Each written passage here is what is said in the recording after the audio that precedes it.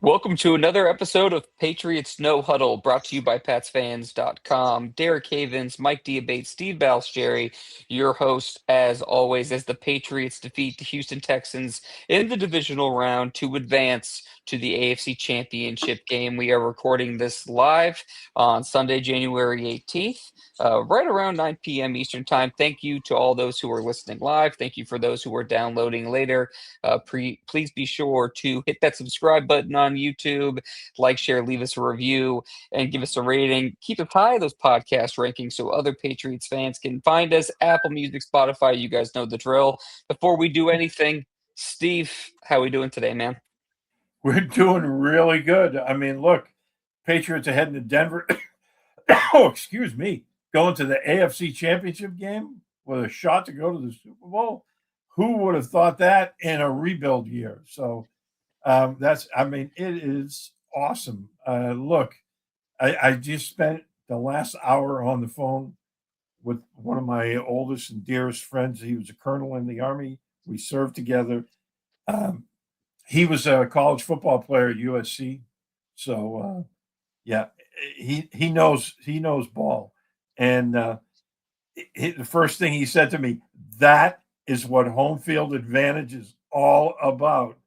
And he was like, the Texans, they did not like that cold weather, bro. And I said, nope, you're absolutely right. And the other thing that he said that I thought was really funny was the fact that, and he was like, they need to bring back bread bowls with chowder in it on game day like that. And I thought that was funny. Absolutely. It But was a bread bowl kind of day. oh Uh, my you know, goodness, it as was.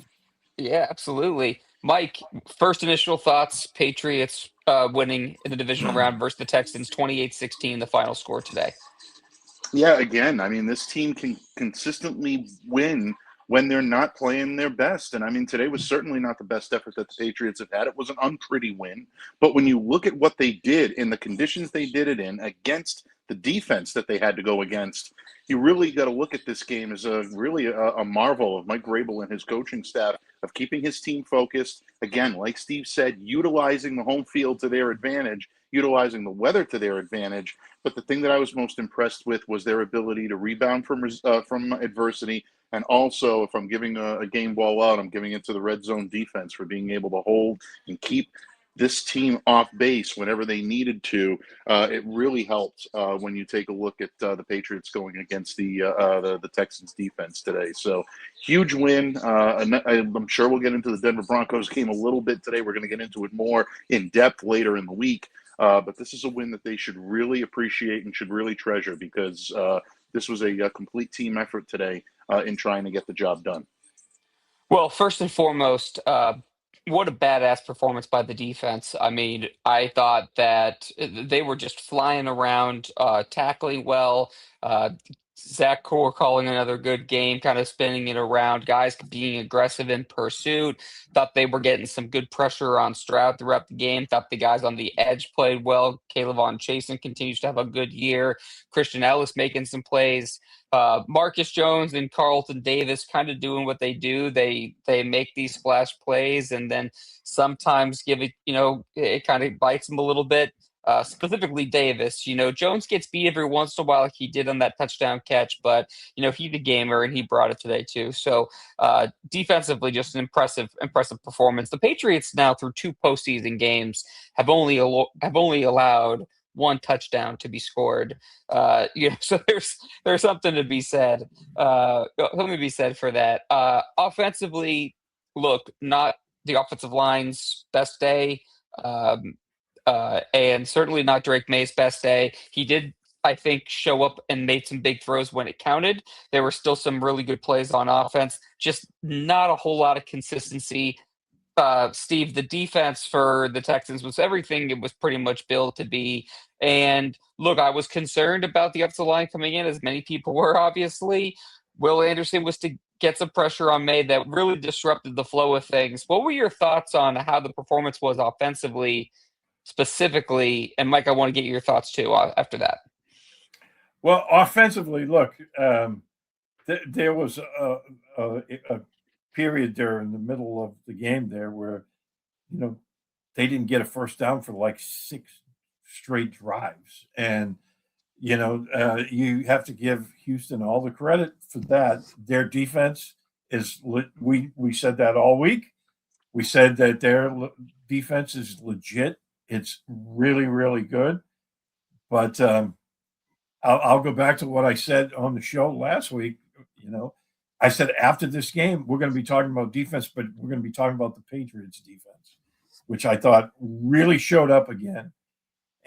But even offensively, right, as rough a day it was, Drake May is the only quarterback to face the Houston Texans this year to throw 3 touchdown passes, and 2 of those were all 3 were beautiful, beautiful throws. That one to Booty, again, I mean, that was such a great play by Booty. And that, again, we talk about the Texans defense, but all year long, nobody's thrown 3 touchdowns against them. And Drake May did it in a playoff game with conditions not the greatest. Yeah, Mike, what are your thoughts on the offense here for how the Patriots performed today? Yeah, I actually wrote about this just a little while ago for Sports Illustrated, and saying that, sometimes par is good enough to win. And that may be even generous considering the offensive output. Look, there wasn't a lot to marvel at for the entire game. New England's offense delivered a season-high 6 3-and-outs. And the Texans held the Pats to only 179 total receiving yards, only 105 total rushing yards on the ground. But still, like Steve said, they delivered when it mattered.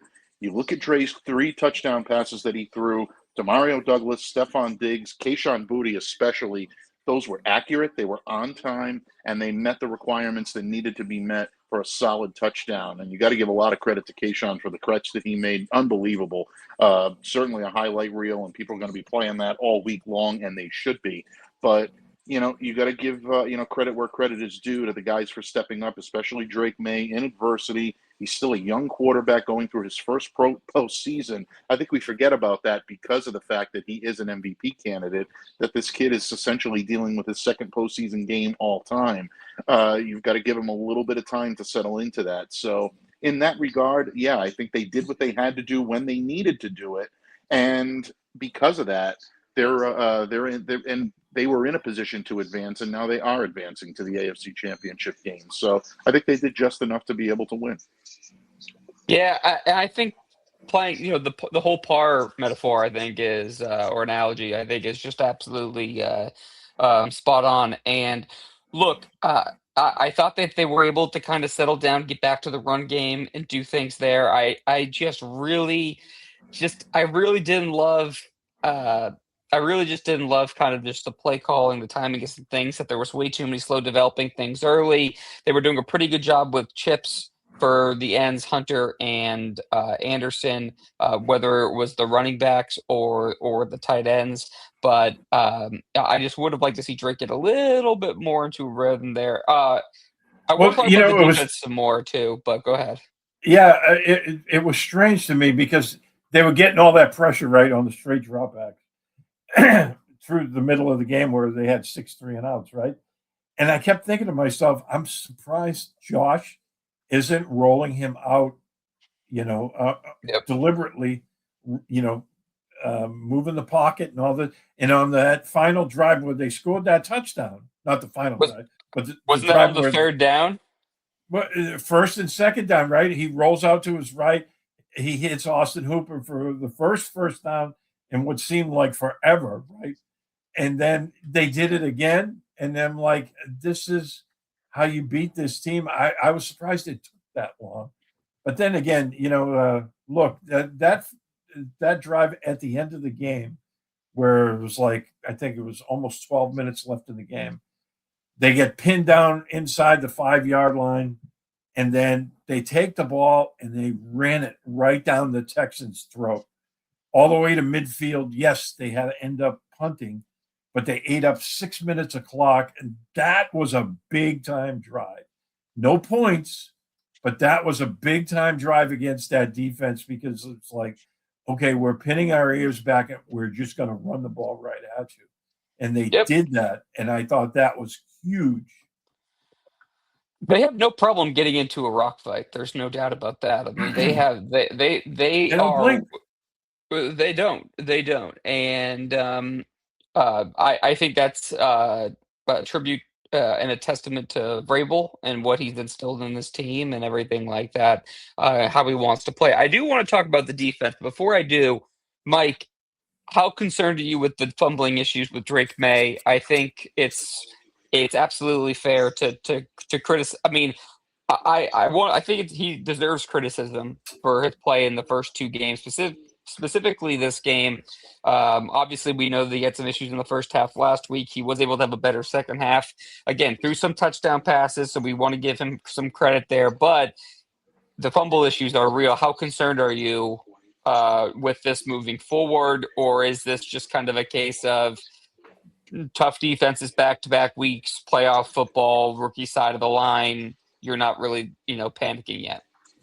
Yeah, I mean, I'm concerned. I'm not going to sit there and say I'm mildly concerned because it is warranting at least of some attention, but I'm not gravely concerned about this at all. I mean, you also have to factor in today the weather. Let's face it, Drake is not a cold weather creation. He did play his college football down in North Carolina. He's played in some cold weather games, but, this is now the norm that he has to expect being here in New England for the foreseeable future. So he'll get used to that. The conditions today were very weird. They're not exactly conducive to solid quarterback play. I wanted to give Troy Aikman a little bit of credit for kind of giving a little color commentary on that on the broadcast today on ABC, for telling people that the rain is actually like a freezing or a wet rain is actually a lot more difficult to get a grip on the ball than actual snow. Snow can actually be a friend. It can be a little bit of an aid in getting a grip on the football. They were playing in sleet and freezing rain that was coming down with the snow that was mixed in Foxborough. So you got to take that under account when you look at Drake's difficulties with ball security today. But I think overall, the last couple of games and getting into gear and showing what he can do, that's an area where Josh McDaniels is going to be working very closely with him this week, making sure that you dot every I, you cross every T, because you're going to need to do that against this Broncos defense coming up. And I know that, the Broncos are coming in with their own issues, and Jarrett Stidham is going to be their quarterback. And a lot of people are looking at this and saying, okay, yeah, doors wide open to Santa Clara right now. Not so fast. That Denver Broncos defense proved yesterday that maybe they are a formidable unit that can withstand another team's best blow and still be able to give it back to you. So, Drake has got to be more cognizant of his issues in controlling the football and his issues with securing it. If he does that, I like the Patriots' chances. But, if you're concerned, I can't necessarily fault you for that at this point. It is worthy of concern. But in terms of saying this is a serious problem, no, I don't think we're at that level yet. Yeah, I think I tend to agree with you. I definitely would have felt better about last week had he come out and, not have what happened today. Not seeing what happened today, but we did kind of expect it. I was worried about some of those things coming and being the game played out almost exactly the way I thought. I just thought the Patriots would have had a little bit more success on offense. I just thought they would have, instead of those 6 straight 3-and-outs like Steve mentioned, maybe there's another scoring drive there. It just seemed like there were just opportunities, and it just kind of didn't feel like it was a well-oiled machine at times. And so there was some clunkiness there. Steve, how concerned are you with the fumbling issues with May? Well, and not so much the fumbling issues. It's like the pressure that the pocket collapsing. I honestly thought that they were going to do a much better job today. After what happened last week, I was expecting, look, they're going to coach these guys up. They're going to scheme it up. They're going to, get the ball out, and, they'll hold it down to a dull roar. The pocket was collapsing around him pretty much all game long. There was some times when he was able to sit back and survey the field, and that's when they made plays. But the fumbling issues come from the pressure. And part of it, yes, he's going to have to learn how to look when that's starting to get around you. it's better to take the sack and cover up the ball than to try to force something and you end up fumbling it away. And that's something CJ Stroud, well, he didn't fumble, but he threw 4 interceptions. So that's the flip side of the coin. But I was more concerned, not so much with the fumbling per se, but with the pressure around him, where he's not able to get anything going. And there was 6 drives in a row where they just looked like they couldn't do anything, and that was concerning. That was very concerning. Yeah. Yeah, I mean, look, the Chargers defense was, better than a lot of what they've seen. The Texans were better. Next week, the Broncos you're gonna have. I think that defense has. There's some. Is it as good as Houston's? No, but it's still good. It's still really good, and I think people are finally catching on that the Patriots defense is worth noting too. I'm not sure if they'll get that credit. The story is going to be CJ Stroud and the Peeing turnovers, down his leg. the Patriots getting lucky. I think that's the narrative's going to be talking about how Drake May didn't play well. The game was boring. The defense, defensive rock fight. Defense made plays, but whatever. Uh, I just know that next week, I think the expectations for the offense are going to be higher because people are going to want to see them, progress and get better. But the defense is the story of the day for the Patriots. I mean, they were just outstanding. Steve, to you with the defense first, just give me your take on what they did today. I mean, just tremendous overall. Yeah, I mean, look, they had Stroud in the first half so flummoxed that there was open talk with the people on television that he might get yanked at halftime. That's how bad it was. I mean, he had thrown 4 picks in the first half, and they almost had a couple more. There was a couple more plays where they almost intercepted him. So I mean that was, look, the Patriots have really dialed it up in the postseason. They've faced 2 offenses. Yeah, they're middle of the road offenses. They're not, prolific, but they've totally shut them down. They've only allowed 19 points in 2 games, and they've only allowed 1 touchdown, and even that one. I mean, look, give Houston credit.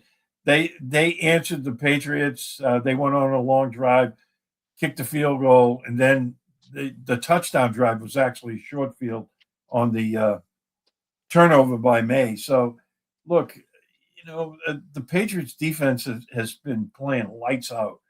And, they were losing the field position battle. How many times did Houston start in New England territory?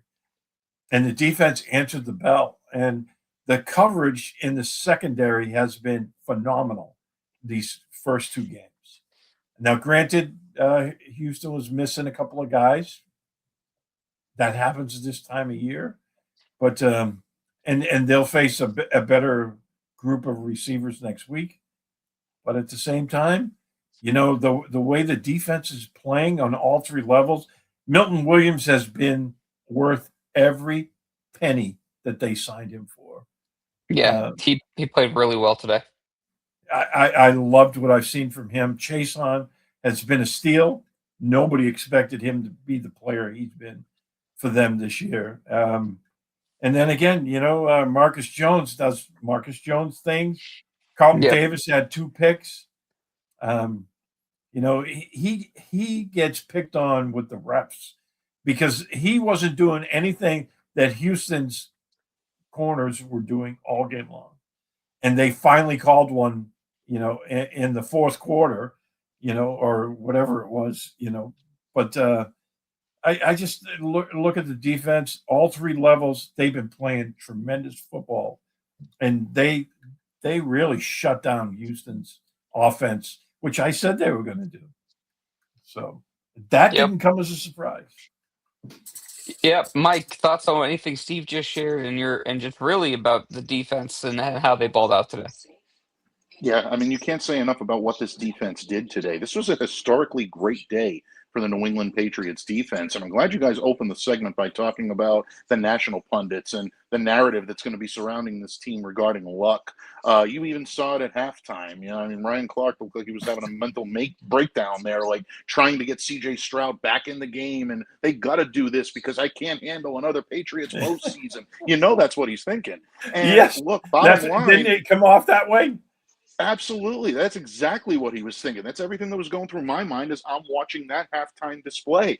And you look at what the Patriots did, and all they have to do is hold up the stat sheet. And I'd love to see that panel that all picked the Texans have to look at the stat sheet tomorrow. And I want to find how they're going to explain that. The Patriots forced 5 turnovers today. They had a pick 6, they had 3 sacks. They allowed less than 50 rushing yards. They allowed 1 touchdown. There is only one other team in the NFL in history since the merger that's done that. That's the '86 Bears. They did it against the Patriots in the Super Bowl that year. That was a historically phenomenal defense. I'm not putting this Patriots defense in that vein just yet. They don't deserve that just yet. But when you look at what this team did against everyone else, thinking that the opposite defense is where all the attention needs to be.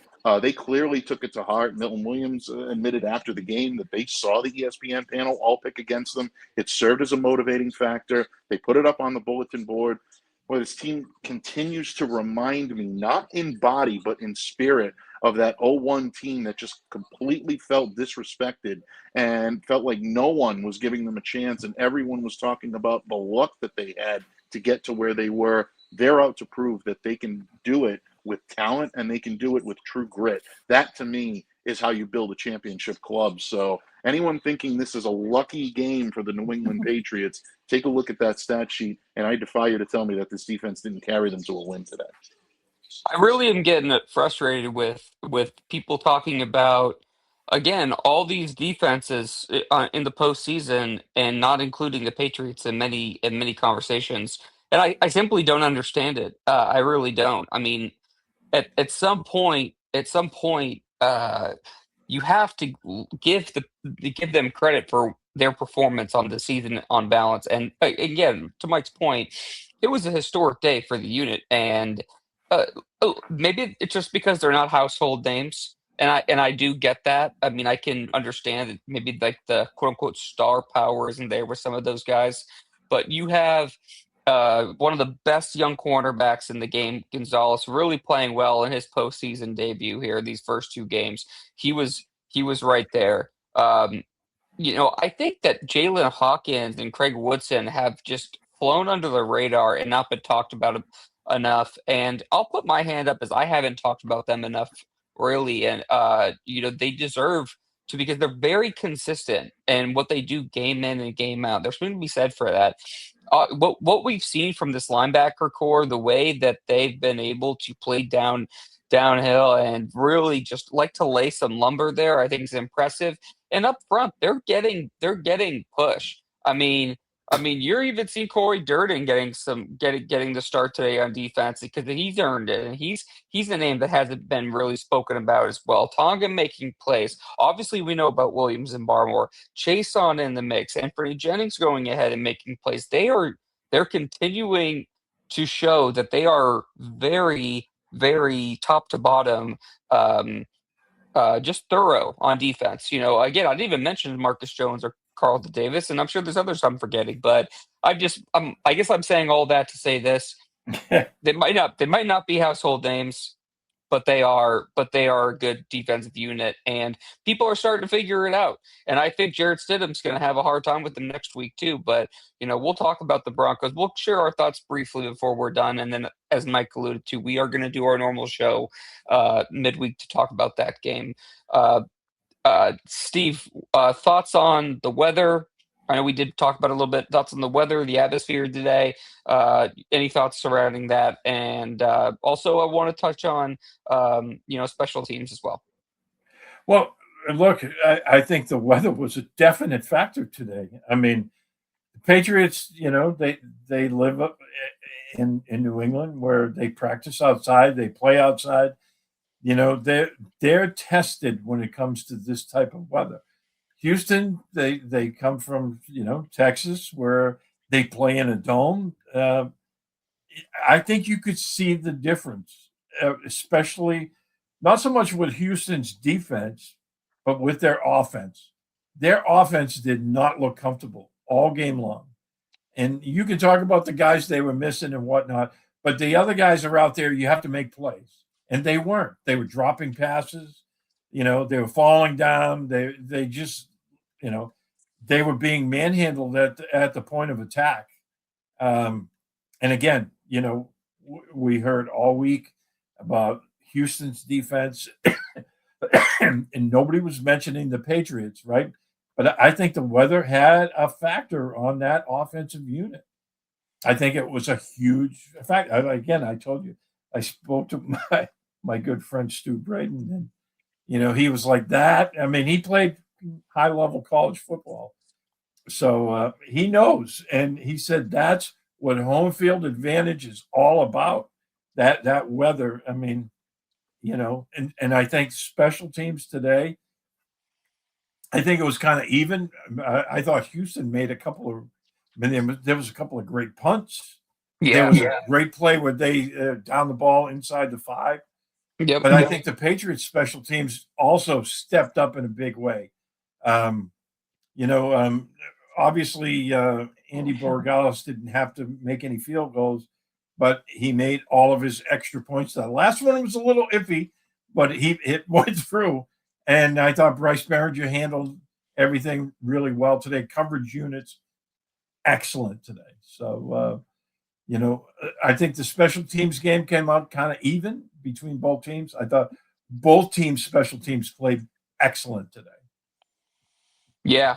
I thought I totally agree with that, and I think both did play very well. Mike, any thoughts on the special teams atmosphere with the snow? You think that was a factor as well?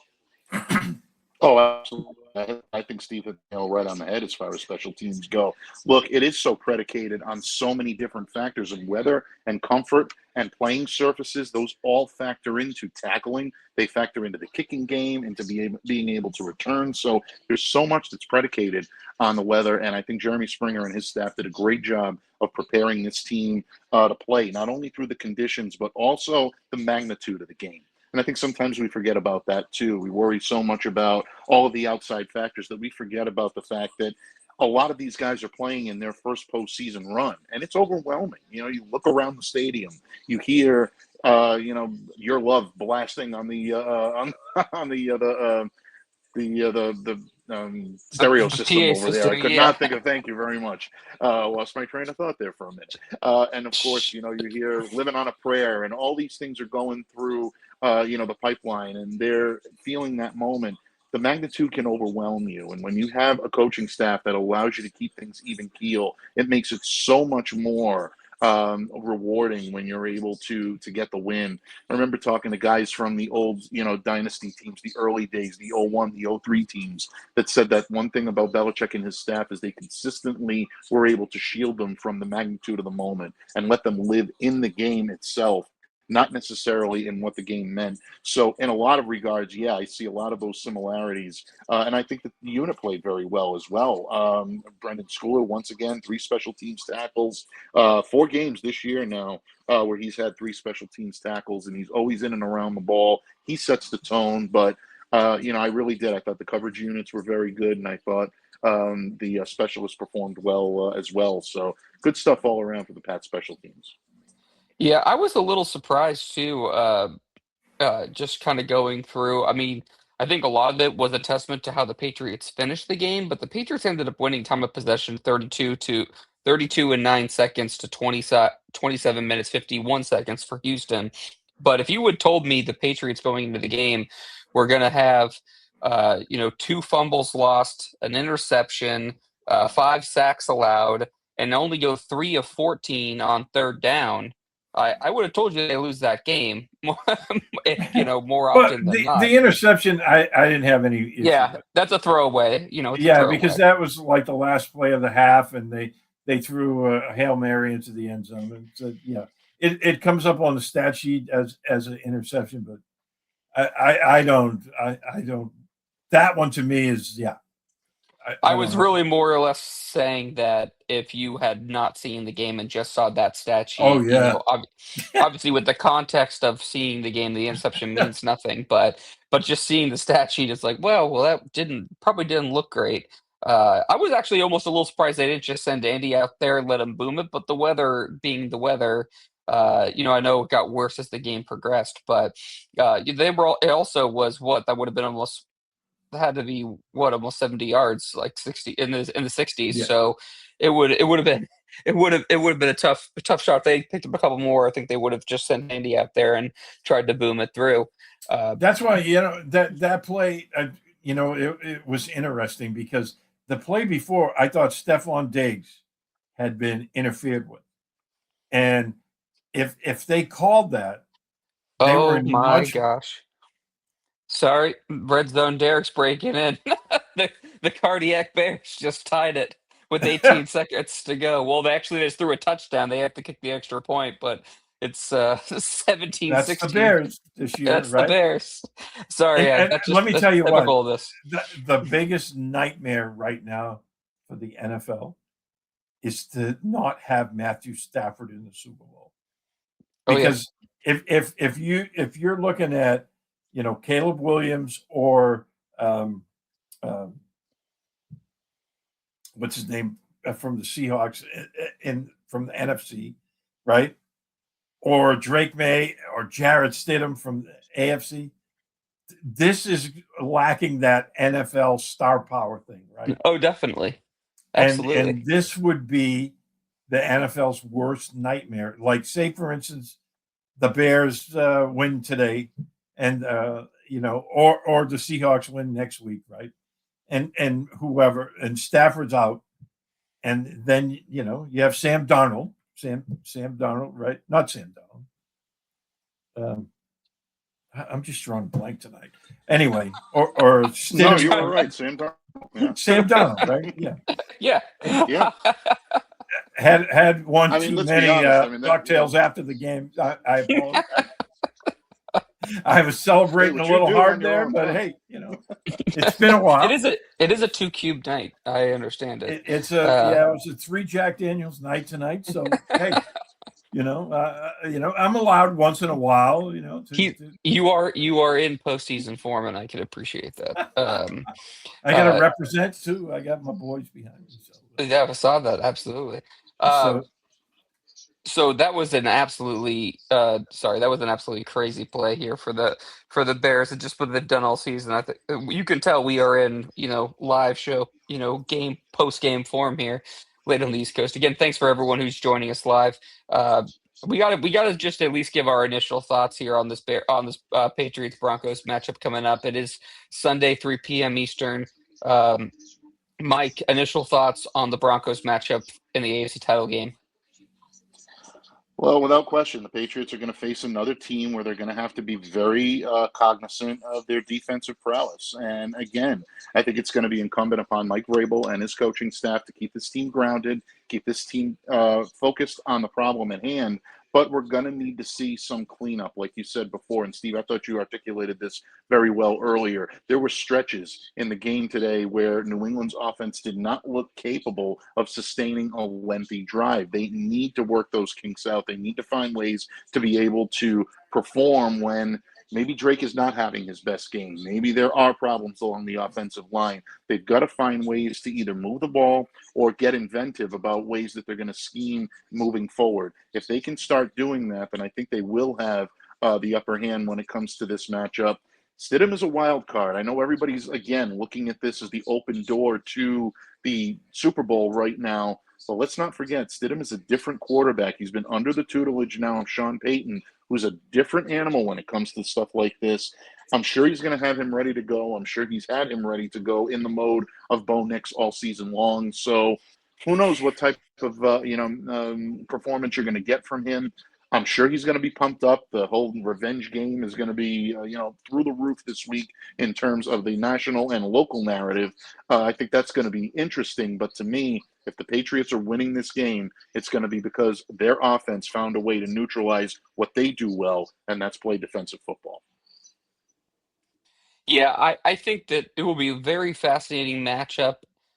Just given what the Patriots know in-house about Stidham, and how they can help kind of prepare the defensive coaching staff for maybe his strengths, weaknesses. I think you'll see a chess match there.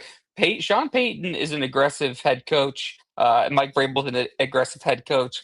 You know, the Patriots are playing with house money. The Broncos, I wouldn't say necessarily are playing with house money up until the Bo Nix injury, which really changed everything about what this game was. And I'm for first and foremost, I'm disappointed that Bo Nix won't be in this game because I think that the storyline of two second-year quarterbacks in this title game would have been awesome, and I would have liked to see the Broncos at full strength. With Stidham in, certainly the Patriots are going to be favored in the game. In fact, I know they opened up as 4.5-point favorites on Now many it's 5.5. sports books. Now it already moved to 5.5. A lot of money coming in on the New England side, so that's not surprising to me either. I do think the Patriots are going to have issues again with this pass rush for the Broncos. They have been 68 unbelievable. sacks. They have been unbelievable all season long with getting after opposing quarterbacks. That's not going to change. You have another great young corner in Patrick Surtain and a lot of really good players on that defense for Denver. So it's going to be interesting there. The offense is really going to have to take some self inventory and figure out what they can do differently against the Broncos defense that they haven't really been able to put together consistently versus the Chargers or the Texans. So that'll be interesting to watch. Mike, I totally agree with your narratives, though, nationally, what the storylines are going to be. But the Patriots have a great opportunity here, Steve. What's your opening thoughts on the Broncos game? Yeah, well, the Broncos defense, it maybe not quite at the level of Houston's, but it's very good. And their strength is 68 sacks. Okay, so judging from what's happened the last 2 weeks, that is a concern going into Mile High. Plus, they won't have the home crowd advantage, so Drake May isn't going to be hurt as well. When he's going through his progression or not progressions, but audible calls and trying to get the calls in the huddle. Those are the little things that comes in with home field. But with Patriots fans, look, I remember when Stidham came out, and we covered him, and he's not a mobile guy, right? He's not going to give you the scrambles that Bo Nix can, but he can make all the throws. He had an absolute cannon for an arm, and I know we all remember that. So it'll be interesting to see how he's progressed under Sean Payton, because the one thing he used to have trouble with when he was here in New England was at times his processing slowed down, to the point where he wasn't able to, make throws on time. So that will be something to watch. But for everyone thinking it's an open door, there's two names I want everyone to remember. Both times in Denver, Jake Plummer beat Tom Brady in the playoffs. And then in 2015, Patriots went up there and they lost to Brock Osweiler in overtime. So Yep, absolutely. And that's going to be that. Somebody. I mean, it's look. and he If beat they Tom go in Brady there too. expecting, So if don't be sitting there already booking your tickets to Santa Clara, okay? Because they still have to go play the game. Now, is he Bo Nix? No, that's why he's the backup, and he's not as mobile. So that's something that they'll maybe play more man coverage in this game. But I think the offense is going to have some issues. Once again, the good news is that Mac Hollins can come off of IR this week, and that would be a big addition to the Patriots offense. Yeah, that's certainly something to keep an eye on there with the Mac Hollins injury situation. So good call on that one. I definitely think there will be some good storylines throughout the week. I want to give a shout out to Quig, who commented on commented through X. Appreciate that, as well as a couple of Facebook mentions. Jeff, Danny, and Roxanne, thank you for liking and tuning in live. We appreciate you very much. Final thoughts, gentlemen, as we talk about again the Patriots defeating the Houston Texans 28-16 in the divisional round to advance to the AFC Championship game next Sunday in Denver versus the Broncos. Another 1 and 2 seed matchup, certainly going to be fascinating. There, and we will have our live show on Wednesday. My final thought, guys, will be really just how impressed I am with this team. Look, it might not always be pretty. We've seen sloppy games where they've been resilient and able to make plays in critical times, such as today. We've seen games where they've walked away easily, even if facing some adversity early. I think they are absolutely emulating as a whole the team that Vrabel kind of envisioned when he took the podium at his introductory press conference. Said that they were going to win. They wanted to win the division. They wanted to host and win playoff games. He's done that now in his first year, and they look to get a third one here. Next And week. what was the third thing? Play for a championship. And play for a championship. And they're playing for a championship game this coming week. And will hopefully the right to punch their ticket to Santa Clara. Steve, over to you. Final thoughts, and then Mike, final thoughts for you, and take us out, brother. Yeah, they had another rock fight today. I was a little disappointed in the offense, but at the same time, the offense. Look, Houston's on the road has only allowed 15 points a game. The Patriots offense scored 3 touchdowns. Given the struggles they were having, I think that speaks volumes of how they're resilient and they stick to it. I think the defense has been playing lights out, and I think this team is, we might be looking at a team of destiny. I think you're right on there. Mike, final thoughts, man. Take us out. Absolutely. I like the team of destiny thought, and it kind of melds right into what I was planning to use for my final thought here, and that is with all the credit that Mike Vrabel is getting for turning this team around, and he deserves every bit of that, for all the credit that Drake May is getting for his ascension to being one of the elite quarterbacks in the league, and he deserves all the credit he's getting. The players deserve all the credit they're getting. I want to give a little love to Robert Kraft. There's certain owners in professional sports that just have the Midas touch. And whether you want to admit it, whether you don't, I know he's got his detractors out there and he's got his fans. But since buying the Patriots in 1994, Only in Boston pointed out earlier today that Robert Kraft has been the most successful owner in the NFL. And it's not really even close, folks. 373 wins, 20 division titles, 35 playoff wins, 23 playoff seasons. Entered this matchup today with a 65.6 winning percentage. That is impressive. That is ownership dominance. And it only speaks to, I think, the Kraft's pride that they have in this team and their desire to field a winning football team. Would have been very easy for Kraft to rest on his laurels last year and say, you know what, I made a decision. We needed to move on from Bill Belichick. Give Gerard Mayo a chance and he'll round into form. He saw that this wasn't working, made the decision to switch to Mike Vrabel, knowing he was available, and it's made every bit of difference. So for the New England Patriots now moving forward, they're about to enter the 16th AFC Championship game in their franchise history. That's remarkable, and no one saw that coming this year. And everybody's getting an awful lot of credit for it, and they deserve it all. But the owner deserves a lot of credit for that as well. So I want to make sure that he gets his well-deserved kudos. And folks, thank you for joining us here tonight.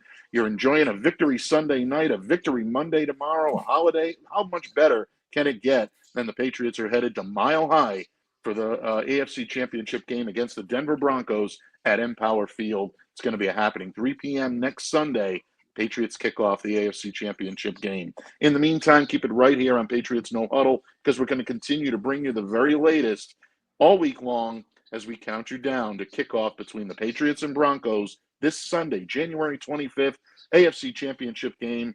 Going to be Rocky Mountain High for a lot of us out here in New England. Hopefully the Patriots can come home with a victory. On behalf of my good friend Derek Havens and my Patriots paisan Steve Balistrieri, I'm Mike Debate, reminding all of you to stay safe, stay well, be the change you wish to see in the world. Have a great day, everyone, and we'll see you back here again next time on Patriots No Huddle.